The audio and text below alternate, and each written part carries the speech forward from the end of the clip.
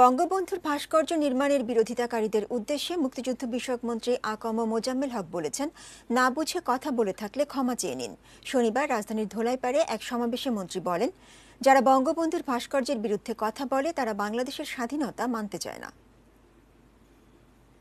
কারো বিরুদ্ধে কোনো কথা নাই। বঙ্গবন্ধু তাদের টার্গেট একটা কারণেই, বঙ্গবন্ধুকে তারা সহ্য করতে পারে না যে স্বাদের পাকিস্তান বঙ্গবন্ধুর জন্য টিকে নাই। বঙ্গবন্ধুর কারণেই পাকিস্তান ভেঙে আমরা স্বাধীন হয়েছি। আমাদের এই স্বাধীনতা তারা মানতে চায় না। আমার মনে হয় না এটা নিছক হঠাৎ করে আবেগের বসে এই কথা বলেছে।